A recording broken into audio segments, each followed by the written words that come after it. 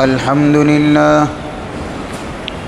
لله نحمده ونستعينه ونؤمن به ونتوكل عليه ونعوذ بالله من شرور أنفسنا ومن سيئات أعمالنا من يهده الله فلا مضل له ومن يضلله فلا هادي له ونشهد أن لا إله إلا الله وحده لا شريك له ونشهد أن سيدنا وسندنا ومولانا محمدا عبده ورسوله صلى الله تعالى عليه وعلى آله وأصحابه أجمعين أما بعد فأعوذ بالله من الشيطان الرجيم بسم الله الرحمن الرحيم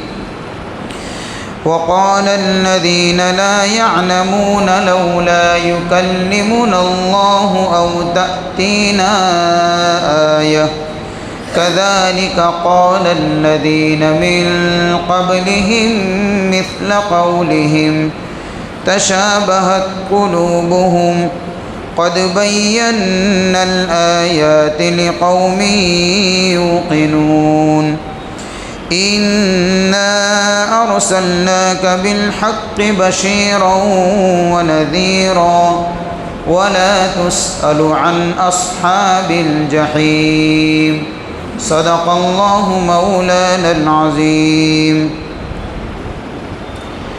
وقال الذين لا يعلمون اور کہاں ان لوگوں نے جو جانتے نہیں ہیں لولا یکلمنا اللہ کیوں اللہ ہم سے بات نہیں کرتا او تأتینا آیہ یا ہمارے پاس آئے کوئی ایک نشانی کذالک اسی طرح قال الذین من قبلہم ان لوگوں نے کہا جو ان سے پہلے تھے مثل قولہم ان کے کہنے کی طرح تشابہت ایک دوسرے کے مشابہ ہو گئے قلوبہم ان کے دل قد بینا الآیات بے شک ہم نے نشانیوں کو واضح طریقے سے بیان کر دیا لقوم یوقنون ان لوگوں کے لیے جو یقین رکھتے ہیں انا ارسلناک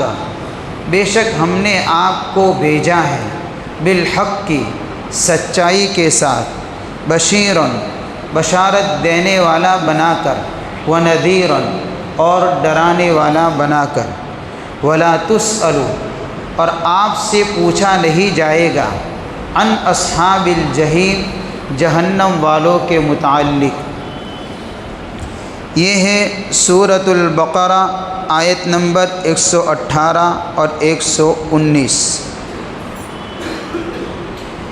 اس آیت کے اندر بھی ان کا ایک بیہودہ اعتراض اور غلط سوال ان کا اللہ نے نقل فرمایا ہے، کفار مکہ ہو چاہے اہل کتاب ہو، اور پھر اس کی وجہ بتائی ہے کہ ایسے اعتراض کون لوگ کرتے ہیں۔ چنانچہ ہم نے اوپر کی آیت میں دیکھا، آیت نمبر 116 اور آیت نمبر 117 کے اندر ان کی توحید کی حالت ہم نے دیکھی کہ دعوے تو کرتے تھے کہ ہم بھی اللہ کو مانتے ہیں، لیکن حالت کیسی تھی کہ یہ لوگ اللہ کے لیے اولاد ہونے کا تصور رکھتے تھے کہ جس طریقے سے ایک انسان کو اولاد ہوتی ہے، اس کا بیٹا ہوتا ہے، اس کی بیٹی ہوتی ہے، اسی طریقے سے انہوں نے بھی یہ عقیدہ گڑھ لیا تھا کہ اللہ کے یہاں بھی بیٹیاں ہیں اور اللہ کے بھی لڑکے ہیں۔ تو توحید کا حال تو یہ ہے ان کا کہ کچھ ٹھکانہ نہیں ہے۔ اب ذرا رسالت کے متعلق بھی دیکھیے آج کی آیت کے اندر کہ رسالت کے متعلق بھی ان کا کیا شبہ تھا، کیا سوال تھا، کیا اعتراض تھا ان کا۔ چنانچہ اللہ فرماتے ہیں کہ اعتراض یہ تھا کہ جب ان کو کوئی اللہ کا حکم سنایا جاتا تو اللہ کے نبی صلی اللہ علیہ وسلم سے کہتے تھے چاہے کفار مکہ ہو وہ بھی، اور چاہے اہل کتاب میں سے یہود کا گروہ ہو وہ بھی، اور عیسائی گروہ ہو وہ بھی، کیا کہتے تھے کہ ہم اس حکم کو ماننے کے لیے تیار تو ہے، لیکن اللہ ڈائریکٹ ہم سے بات کیوں نہیں کرتا؟ اب یہ سوالات اٹھاتے تھے، ایسے اعتراضات اٹھاتے تھے، بالکل بیہودہ جاہلانہ اعتراض ہے۔ کیا کہتے تھے کہ ہم ماننے کے لیے تیار تو ہے، لیکن اللہ ہم سے بات کرے، جس طریقے سے اللہ فرشتوں سے کلام کرتا ہے، یا جس طریقے سے اللہ تعالیٰ نبیوں سے فرشتوں کے واسطے سے کلام کرتا ہے، چاہے کوئی بھی شکل ہو، لیکن چاہتے ہیں ہم کہ ڈائریکٹ اللہ ہم سے بات کرے، اور اللہ یہ بات کہے کہ بھئی یہ میرا حکم ہے اور یہ میرے نبی ہے، تم لوگ مان لو تب ہم مانیں گے۔ اور یہ سوال کوئی نیا نہیں ہے، یہ ہر زمانے کے لوگ ایسے سوال کیا کرتے تھے۔ چنانچہ ایک جگہ کے اوپر اللہ نے ارشاد فرمایا، اذ جاءتهم آیة قالوا لن نؤمن حتى نؤتى مثل ما أوتي رسل الله أعلم حيث يجعل رسالته سيصيب الذين أجرموا صغار عند الله وعذاب شديد بما كانوا يمكرون۔ جب ان کے پاس کوئی اللہ کی آیت آتی ہے، کوئی نشانی آتی ہے، تو وہ کہا کرتے تھے لن نؤمن، ہرگز ایمان نہیں لائیں گے، حتی نؤتی مثل ما اوتی رسول اللہ، یہاں تک کہ ہم کو بھی مل جاوے وہ چیز جیسے کہ رسولوں کو ملا کرتی ہیں۔ یعنی کیا مطلب؟ جیسے رسولوں پر وحی آتی ہے تو ایسے ہم کو بھی وحی کے ذریعے بتایا جائے، یوں تو ہی ہم مانیں گے۔ اور آگے اللہ کیا فرماتے؟ اللہ اعلم حیث یجعل رسالتہ۔ اب مسئلہ رہا رسالت کا، تو اللہ بہتر جانتا ہے کہ منصب رسالت کس کے سر پر سجانا ہے، وہ تم تھوڑی طے کرو گے۔ کیسے سوالات لے کر آ چکے، کس طریقے سے اعتراضات کرتے ہو، مسئلہ رہا تمہارا تو تم تو مجرم ہو، اللہ کے حکم کو ٹھکرا رہے ہو، لہذا تمہارا انجام کیا ہے سنو۔ سَيُصِيبُ الَّذِينَ أَجْرَمُوا صَغَارٌ عِندَ اللَّهِ وَعَذَابٌ شَدِيدٌ بِمَا كَانُوا يَمْكُرُونَ۔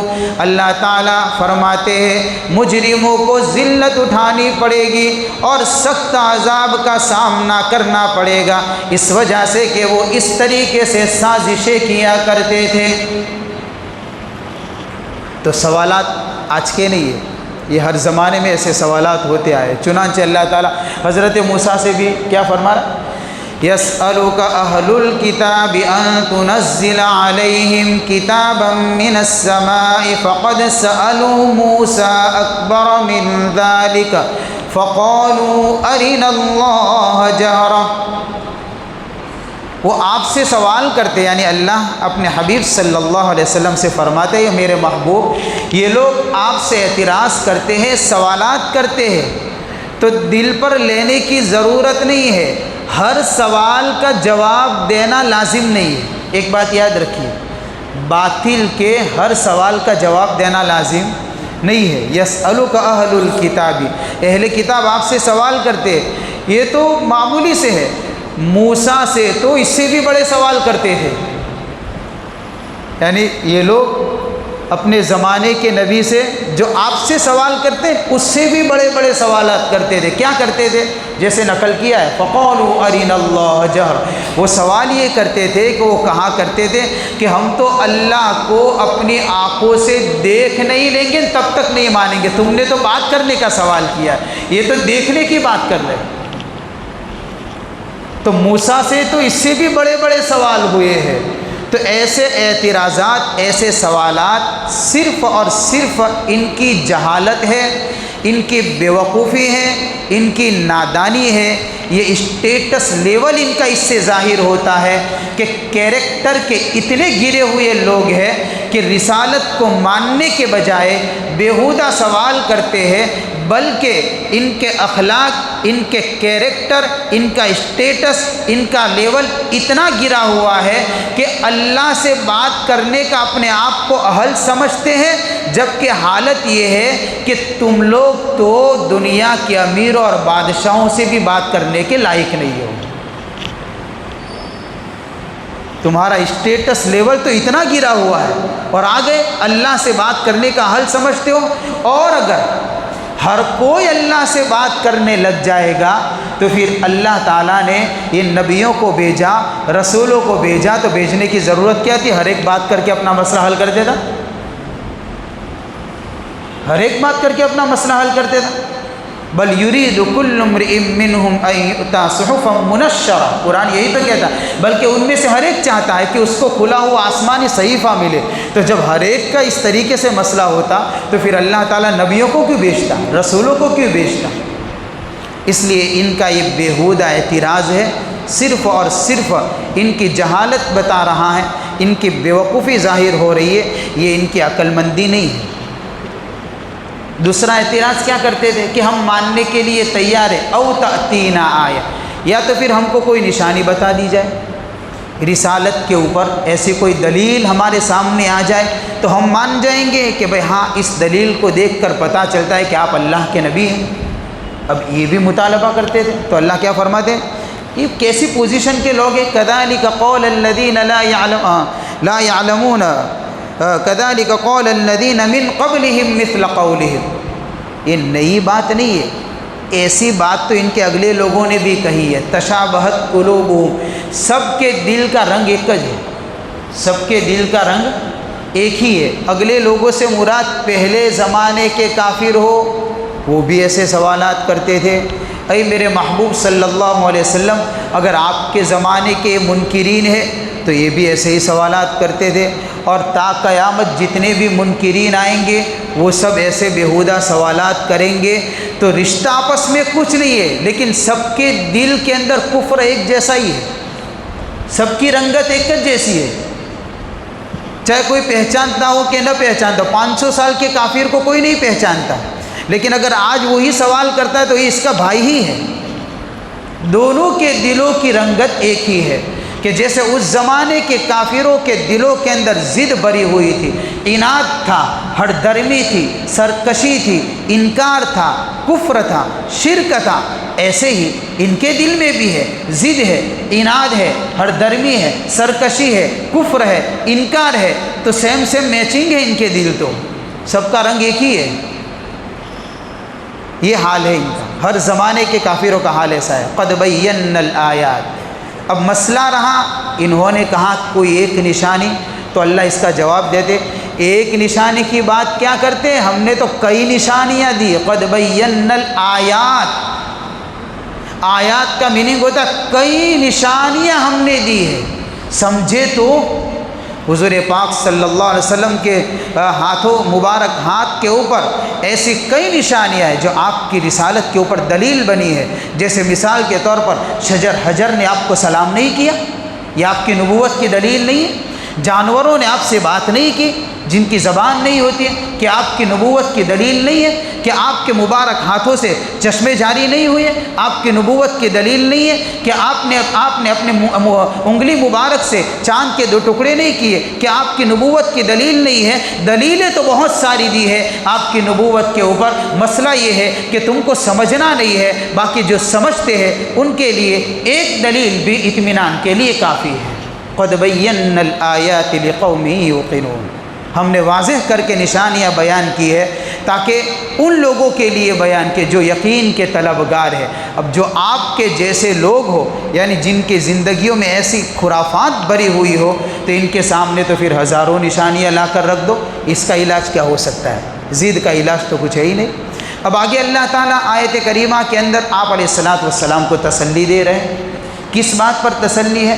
اس بات پر تسلی ہے کہ بار بار سمجھانے کے باوجود جب یہ لوگ ماننے کے لیے تیار نہیں تھے، تو آپ علیہ السلام کی ایک شان رحمۃ للعالمین ہونے کی بھی ہے، تو آپ اپنی شان رحمت کے مطابق، اس کے تقاضے کے مطابق آپ کے دل کو غم پہنچتا تھا، آپ کے دل کو تکلیف ہوتی تھی کہ آخر یہ لوگ ایسے بیجا اعتراض کر کے کیوں اپنے لیے جہنم کا سودا کر رہے ہیں۔ اس لیے اللہ تعالیٰ گویا کہ آپ علیہ الصلاۃ والسلام کو تسلی دیتے ہیں کہ میرے محبوب صلی اللہ علیہ وسلم، ہم نے آپ پر جو ذمہ داری ڈالی ہے دین کی بات پہنچانے کی، آپ کا کام اتنا ہے کہ جو مانے ان کو بشارت سنائیے، جنت کے اعمال بتائیے، تاکہ اس کی وجہ سے یہ جنت کے مستحق بن جائیں، اور اس میں سب سے بڑی چیز ایمان ہے، اور جو نہ مانے، انکار کرے، اس کو جہنم اور اس کے انجام سے ڈرائیے۔ اور سب سے خطرناک چیز اس معاملے میں کفر اور شرک ہے۔ آپ کی ذمہ داری اتنی ہے، ماننے والوں کو بشارت سنانا ہے اور نہ ماننے والوں کو انجام سے ڈرانا ہے۔ یہ آپ کا کام دعوت پہنچانا ہے، اس لیے آپ نے اپنی ذمہ داری تو پوری کر دی۔ وَلَا تُسْأَلُ عَنْ أَصْحَابِ الْجَحِيمِ، اب آپ سے پوچھا نہیں جائے گا۔ کیا نہیں پوچھا جائے گا؟ کہ بھئی یہ نہیں پوچھا جائے گا اس نے کیوں نہیں مانا، اس نے حق کا انکار کیوں کیا، یہ جہنم کا مستحق کیوں بنا۔ یہ سوال آپ سے میرے محبوب نہیں ہوگا۔ آپ سے سوال تو اس وقت ہوتا جب کہ آپ پر یہ ذمہ داری ڈالی گئی ہوتی کہ آپ کی ذمہ داری ہے ان کو پکڑ کر لانا، یا آپ اپنی ذمہ داری کو ادا نہ فرماتے تو آپ سے سوال ہوتا، لیکن حضور نے اپنی ذمہ داری کو جس طریقے سے کامل طریقے سے ادا کر دیا ہے، لہذا اب سوال آپ سے نہیں ہوگا، سوال تو ان سے ہوگا کہ انہوں نے آپ نے ہدایت کی بات پہنچائی تو صحیح، تم نے قبول کیوں نہیں کی، تو سوال تو ان سے ہوگا۔ ہاں، فذکر انما انت مذکر لست علیہم بمسیطر، قرآن یہی کہتا ہے کہ میرے محبوب آپ کا کام نصیحت کرنا ہے، آپ کو ان کے اوپر مسلط بنا کر نہیں بھیجا گیا، آپ کے ذمے کسی کو ہدایت دینا نہیں ہے۔ اگر یہی مسئلہ ہوتا تو حضرت آدم علیہ السلام اپنے بیٹے قابل کو ہدایت دے دیتے، نوح علیہ السلام اپنے بیٹے کو ہدایت دے دیتے، ابراہیم علیہ السلام اپنے باپ کو ہدایت دے دیتے، بلکہ حضور پاک صلی اللہ علیہ وسلم اپنے چہیتے چچا کو ہدایت دے دیتے، ایمان کی دولت دے دیتے، لیکن ہدایت کا دینا اللہ نے اپنے ہاتھ میں رکھا ہے، اپنے قبضے میں رکھا ہے۔ آپ کی ذمہ داری ہدایت کی بات صرف پہنچانا ہے۔ وَلَا تُسْأَلُ عَنْ أَصْحَابِ الْجَحِيمِ، لہذا جہنم والوں کے متعلق آپ سے کوئی بات پرس نہیں ہوگی۔ اللہ تعالی ہم سب کو عمل کرنے کی توفیق عطا فرمائے اور ہمارے عقائد کو اللہ مضبوط فرمائے۔ وآخر دعوانا ان الحمد للہ رب العالمین۔